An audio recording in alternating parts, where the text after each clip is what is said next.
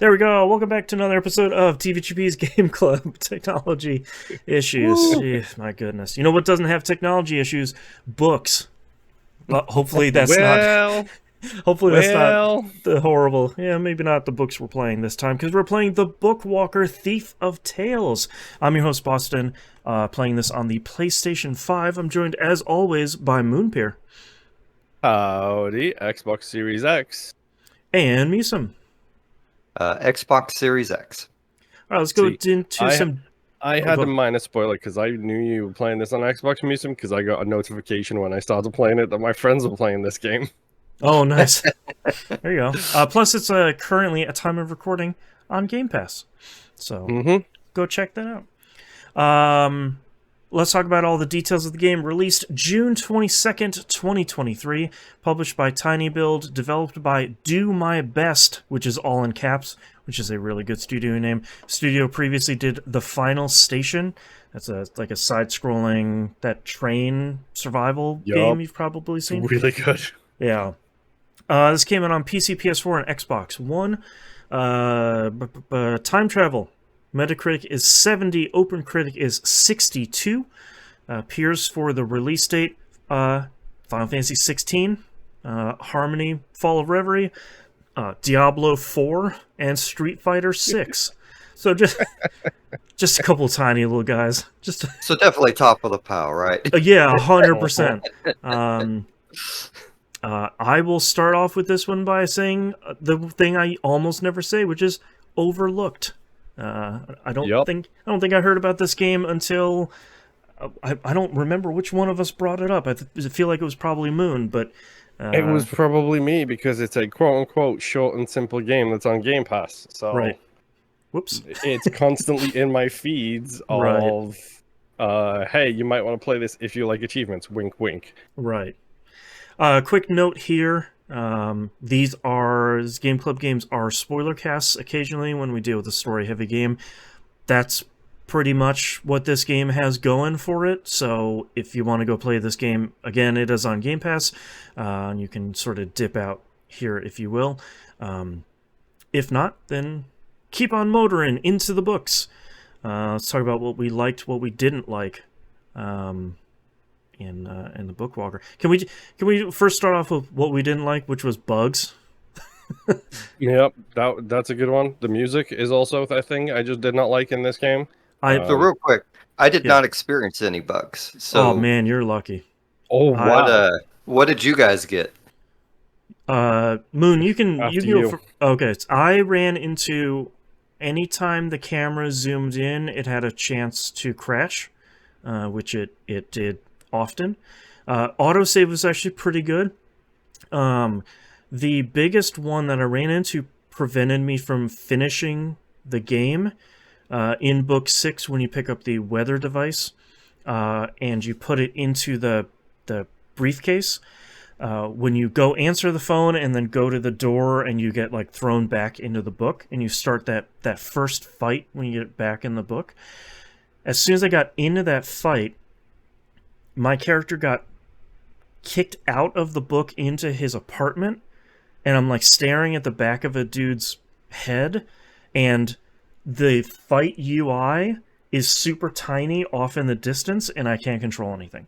And I reloaded it 3 or 4 times, and it kept doing that same thing each and every time. So I had to watch like the last 20 minutes on YouTube, which is a real bummer. Really, really glad that I did not keep the weather device. I'm glad I give that to the townspeople in this instance. I originally hadn't kept the device, but as soon as I saw that screen, my game crashed, and I went in, and he's just like, "Yep, putting it in the briefcase." I was like, "Cool, great, that decision was made for me. All right, okay." Yeah, so I didn't. The zoom in button I kept forgetting about. Like 75% of the game, I'm like, man, it'd be nice if I could just zoom in a little bit. Mm-hmm. And just by the time I remembered it, it was like, oh, this only works on certain areas, and I kind of like it, but it didn't work often enough for me to use it. Yeah, I never used the manual zoom button because I was too scared. It was always like when the camera would pull in a little bit during like story stuff. That's when it would. Yeah, that's when it would happen. Okay, so what bugs did I get? Let's see. Okay, there was the refusing to progress past the the A button when you load the game up. Yes. It would go to a black screen and then just freeze there. And then I would have to quit the game and load the game back up and then hit the A button and hope it go past the black screen, which eventually it did. However, then when it got to the title screen, I had a 50-50 chance of it saying new game and only new game. And if I hit new game, it would warn me about save data being overwritten. So then I had to reload the game again and then keep reloading it until I got to the main title screen that had continue on it instead of just new game. Thanks. I am the 1%. Man. That's right. Yeah, you got lucky. Apparently, yeah. Yeah, so I think long and short here is that if you're looking to play Bookwalker, maybe wait for one more patch. They've been patching it pretty aggressively looking at their Twitter account, but maybe one more will do this game a lot of good. Moon, I agree with you about music. I think the music is actually really good. It's just all of it is so short and repetitive that the first couple loops, I'm like, yeah, man, all right, this is pretty good. And immediately I'm like, no, I'm needs a little bit more fleshing out here. Yeah. I don't even remember what the music sounds like. Man, I'm just gonna be like, like the weird, like clueless guy in the corner who had a completely different experience than you guys. I could already tell. In all honesty, the music is it is fine. cool at first, but it's forgettable so quickly, and it's super low in the mix. Like like every other sound is so loud in comparison with the music, and it's just like, guys, like, come on. So just kind of remember the ambience of it. Yeah, that stuff was pretty good. Yeah. I do have to give this game a lot of credit. I want to sort of balance my praise and criticism here. No. We've got to continue criticizing first, Boston. That's how no, because I've got too much. I don't want to beat it up. I do give this game a lot of credit. I think the concept is really fun. Like this idea that you committed this literary crime at some point that you basically can't write anything for 30 years because your crime was so heinous. And you, instead of waiting the 30 years, you're going to dive into these books to steal some sort of relic for somebody that is going to take your shackles off, like your writing shackles off. And then it has the very cool, like, Persona 4 loading screen of you diving into this, like, swirling book thing. I think that stuff, and like the art style, I think is really cool. I think there's a lot to like here. I'm glad the first person stuff is minimal. I will say that. It doesn't perform very well, which is a real bummer. I didn't have any of the technical snafus you guys did, and I really loved the game, honestly. Okay. Like the overall like story was kind of Like I didn't mind the 3D stuff so much. I thought it was kind of cool laying the suitcase out, and I liked bugging the neighbors and things like that. Like the main character, like he seemed like he had a lobotomized personality halfway through the game, but like the individual book stories, I think you could have made entire games out of. Like so the creativity that went into those worlds was like, man, this is you could leave me here for a lot longer, man. Yeah, 100%. Yeah, so I will admit there is two out of all of the books. There's two that I really actually want to just read the book of, and that is the Arthurian legend in space. Oh, the like Space Excalibur one? Yes. Yeah. That one I would love to read. Well, I would actually love to read most of all the Magic School one. Yeah. That world is insanely interesting. That one was like a major high point. Like I love the concept of like, let's make you get magic from, the Earth's atmosphere. Like it's kind of you keep expecting like the metaphor of global warming and stuff to kind of sneak in there a little bit more. But I love the whole concept of that. I love all the side stories of it. I love like the whole political nature of like, yeah, people can kind of barely do magic now, but it's still school here, and if you have it, you got to go. And We the got this kids are one like, guy I want to do teaching something. programming. Yeah. Yes. Yep. Oh, that's great.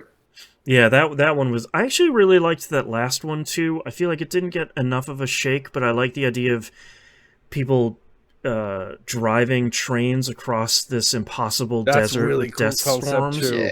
Yeah, Yeah. I liked that one a lot too. But you weren't in there for probably another one of my, not really a criticism, but more of a desire of like, I wish you had a little bit more time in these books because so many of them are so good, and you're kind of only getting the surface level of them that I just wish there was more.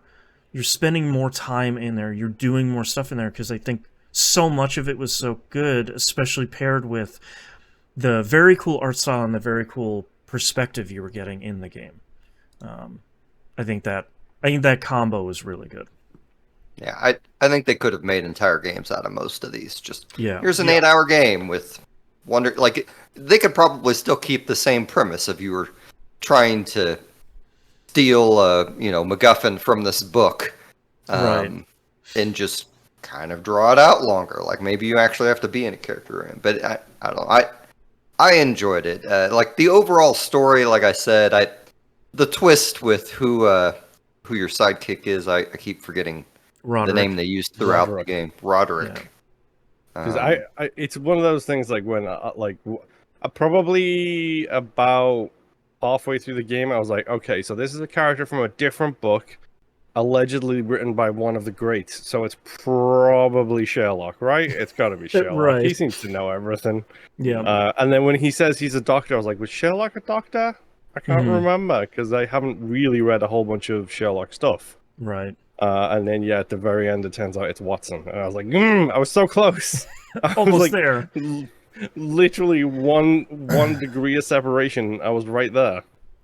Go ahead. I was just gonna say when they said the Doctor comment, I was like, this could be Watson, but that seems like way too obvious. Like they got to go for someone else, right? Right. But I do. One of my desires, I guess, out of this game, I have two kind of frustrations because I think the reveal in the first book that the kind of like alchemist's dungeon area isn't real. It's just like in a scientific area, like it's like a sound stage. I think that's such a cool moment. If that would have happened in the fifth book, like I really wish that reveal of that would have been later in the game because all the rest of the books have that exact same layout and style, that kind of like isometric 3/4 thing. And if you had gotten way deeper in the game and that got revealed later, you're like, oh, that was like, that's a really cool moment. Like that you get this kind of like almost wall breaking sort of moment. Yeah. And that's a good point. I wish this might sound rude, but I kind of wish the game had a narrator. I don't want it to have voice acting, but there's so much the game tried to do with like Etienne goes to do this thing, and then in square brackets it has a little passage of what he's doing or what he's thinking or something like that. And I kind of wish they had a narrative. I wish they wrote the text in the game the way that it would show up in a book. So it was like Etienne goes to do this, quotes, he says a bunch of stuff.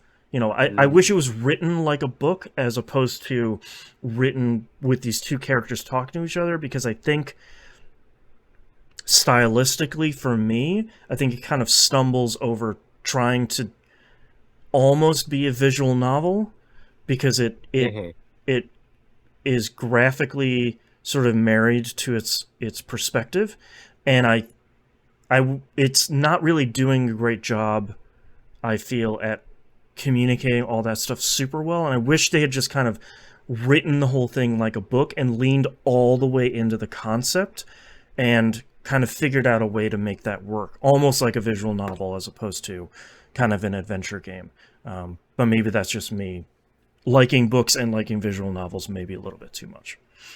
So I bet Yeah. that would be pretty neat, especially contrasted with like the 3D area. If you get in Yeah. there and then all of a sudden it's like, go over here, Etrian Zed or whatnot. I think that would work, honestly. Like a lot of the game's overarching logic, I think kind of breaks if you think about it too hard in terms of writing books and stealing these things. But like on a surface level, it's a lot of fun. And the individual books themselves, I think, are so fleshed out Yeah. that you don't think about it too much, or at least I did not. Yeah. And I wish the puzzles were a little bit harder.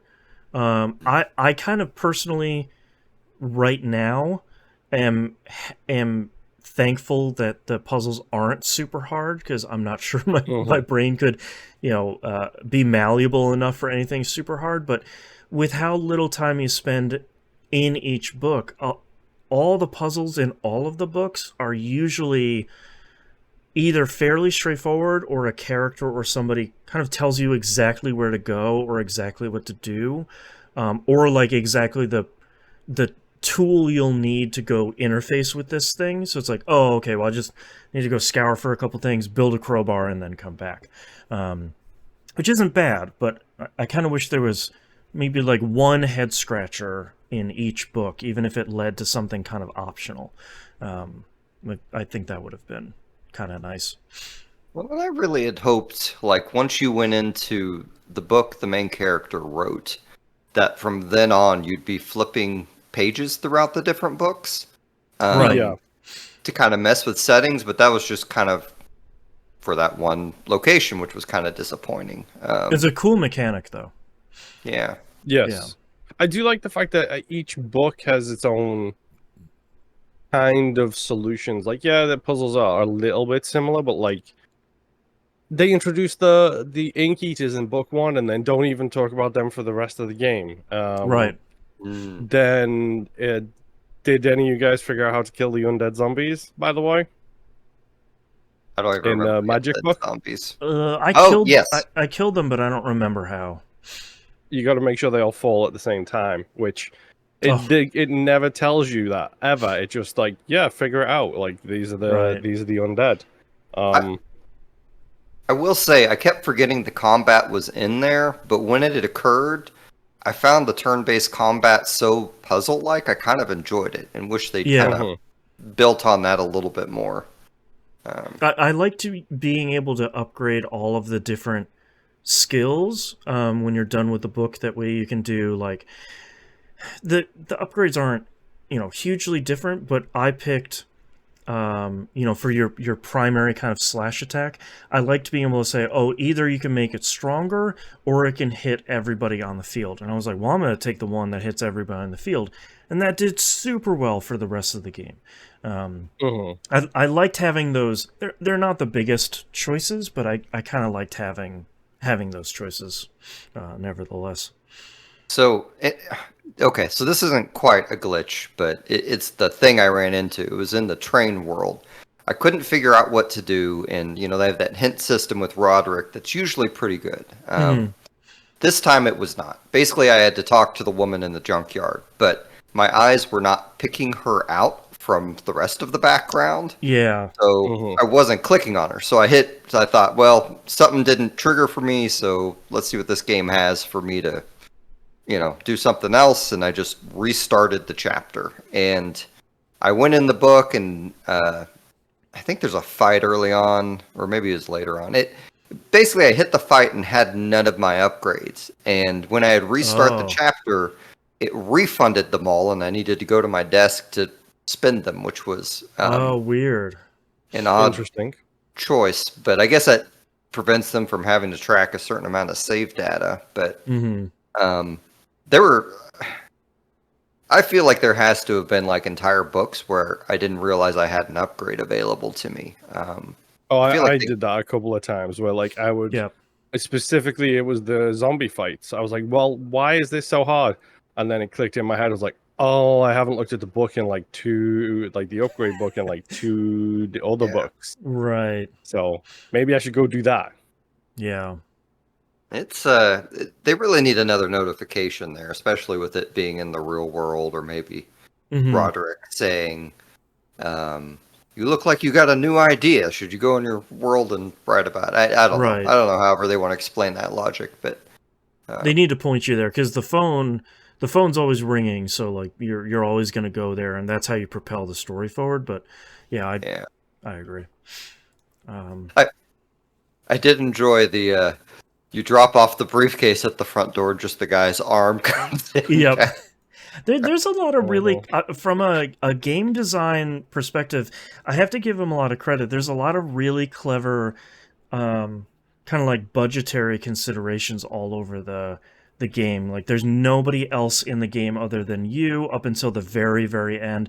You know, you're always seeing just that guy's arm grabbing it. Like when you get something from your neighbor, just the thing kind of floats out of the door. It's fun. They did a lot with seemingly a pretty tight budget and a pretty small team. I got to give them a lot of credit for kind of figuring out how to do all this. So, what did you guys think of the big the guy who's been having you steal all this is hanging out in a book with? And granted, I beat this like 2 weeks ago, so I don't remember. Like, was he a character in the book that was running this whole thing, or was he like an actual person that was in the book? I think he was just like Roderick, where he was a character within a book where it wasn't his book. Yeah. So he was. I do like the fact that they do bookception too, to make it black and white, which is kind of a cool thing. Yeah. But yeah, I thought it was cool because you got him operating from the book through his what's the word? What are the henchmen called? Yeah, through his henchmen, through the other walkers. Walkers, that's right. And one of them is a guy called Vince who works for him, who is the one who originally set you up. But this is very much the old mafia / crime story where it's like, yeah, guess what? There ain't no way out when you get in. That's right. It's gonna come for you eventually. You need 30. You need 30 years, man. Like you stole a bunch of stuff from me, and I still can't do anything for you. I did like his line of like, if you think I could get these shackles off, do you think all my walkers would be wearing shackles right now? It's like, yeah, man, that's a good point. You're right. Yeah. There's a lot of good stuff in this game. I'm sorry you guys had such a technically bad experience. I mean, that happens. This game's really odd because I do really like it, and I think conceptually they really shot for the moon in a way that I think is really interesting. But I think from a design perspective, I kind of struggled with it a lot because I think writing-wise, it needed maybe a second pass, and I think puzzle-wise, I think it could have been a little bit more interesting. But like, I always really respect games that are unique, and I can't think of another game that's even close to something like this, unless you're talking about like sort of Sierra adventure games in 1994. Like that's kind of the closest analog I can think, and we don't really get a lot of games like this anymore. So I give it a lot of credit, even though I had some frustrations with it, because it's a small team making a pretty big game, and I give them a lot of credit. Yep. Yeah. Yeah. The Sierra comparisons, I think, appropriate. Like, it very clearly is a point and click adventure. Yeah. Just with occasional, you have like 3 battles a chapter or something, you know. Right. Well, and I like seeing teams that clearly love that style of game kind of modernizing it and bringing it into. So it's not one of those things where it's like, oh, in book 1 you didn't pick up the second thing you could pick up, so you can't finish the game 5 hours later. There's I respect that a lot, because I think that's very cool, and it's nice to see very clearly a passion product. So yeah. Speaking on that specifically on the items thing. I remember when I got to the second book, I'm like, oh man, all the stuff I made is gone. And then I thought, Yeah. well, at least I don't have to worry about missing anything in one Yeah. book. Well, it's interesting that the game continually reminds you, like, hey, you can't take anything out of the book. It just all kind of disappears when you go, like, that's a crime. You know, there's a bunch of book-related crimes, and then when you find out that Etienne essentially took his love interest from his book out of the book he was writing later, and that's why he got his shackles. That's kind of an interesting reveal. How like this dude, I do like Etienne does have a decent amount of character development throughout because like at first he's like, screw characters, all of these characters are terrible because they're not characters I wrote because my character's the best. Well, he's always like crap talking all these books of like, oh, is this? Oh, of course he's gonna do this, and oh, we wrote it like that. Sure, why not? I could do better if I could just write. Yeah. Yeah, like when he went to, like when you go to the robot land and he starts caring, like that seemed a little too abrupt for me, but like Yeah. the rest of his kind of character development, I feel like made sense. Yeah. Now that I'm hearing you guys talk about it. I think it was good. Yeah. And I liked him being upset in book 5, because he immediately realizes that's his book, and then he very quickly realizes that somebody else has taken it. Yeah, like the publisher has given it to another writer, and that writer has kind of messed with his original work. I think that's cool. Yeah. That was a cool, really revealing chapter on him. Yeah. And I like that the character he made real dumps him, and there's not like, oh, they get back together. Like, it's just no, he made a mistake and screwed up, and there would have been like odd moral implications if he actually stayed with something he made out of thin air. Right. And now he has this 30-year sentence, and he's single. Like, yeah.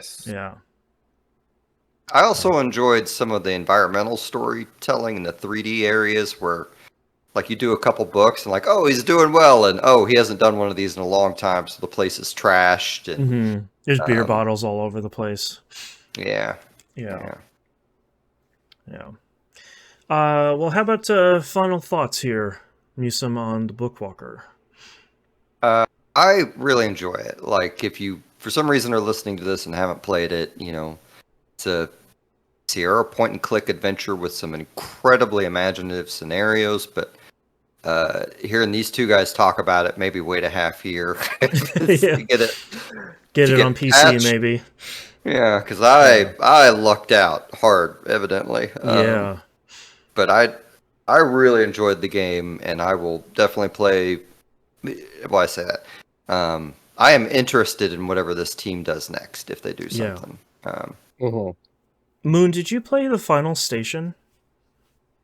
I did. I got about halfway through it, and then a couple of years ago, this was, and really enjoyed what I played of it. It's because it's a side-scrolling survival horror train ride. It's actually, ironically enough, it's very much like that desert game, the desert book in this, because you are on a train and you're riding the train to safety to avoid an apocalypse.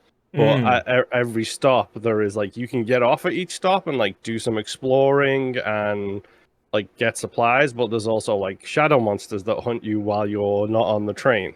It's actually a genuinely interesting little experience. So maybe if you enjoy this one, their previous game sounds like it's pretty good too. Yeah, I like what I played of that. The final station. The final station. Yeah. Moon, what are your final thoughts here on the Bookwalker? I mean, I liked it. If you're an achievement hunter, get prepared to do each and everything twice because it has a bunch of those or either or achievements. Yep. So I'm actually probably going to keep playing it just so I can get it boxed off and get it uninstalled. But no, it was fun. It was a decent little ride, and it's not too long. Like, I kicked it up this morning and did the other version of the first book where I didn't split the potion originally, and then I did the second time. It's hilarious because you put a soda bottle into the box instead of the potion, which is just fantastic. Yep. And I think that first book took me maybe 20 minutes. Okay. So once you know what you're doing, it's actually it's not too hard to just basically fly through it as quickly as you can. But I enjoyed it. Like, it's fun. It was fun to like go in and explore, and the mystery of Roderick was interesting the whole way through, even if a little bit cliche by the end, we'll say. But no, I had a good time. And I do like the fact that when you return Roderick to his book and you check on him and you leave the book, you've sellotaped the guy back into the pages. Yep. It's really good. But it was fun. I would recommend it, especially on Game Pass. Like, yeah, definitely. Yeah, I agree. I think it's such a cool, like I said, unique. Like it's fun to see a small team kind of making a passion project of theirs. And for as much as I wish that there was a bunch of stuff that was different, I appreciate that they still got the game out and they made the thing that they wanted to make. And I think it's cool, and it's definitely like you said, I think I beat it in like 6 hours, so it's definitely not that bad. And definitely a game I'll keep an eye out for future stuff. Maybe I'll go back and play the final station, because that sounds super cool.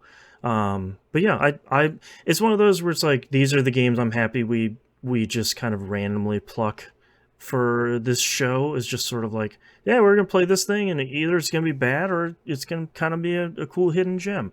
And I'm glad it seemed to be a hidden gem rather than something that was kind of rough. Yeah. Let's talk about our next game. We're going to be playing Venba, which is Xbox One series, consoles, PS5, Switch, and PC. Please note, it is not on PS4. I don't know why. But this is also on Game Pass, I believe, if I remember correctly. It is, yes. Yeah.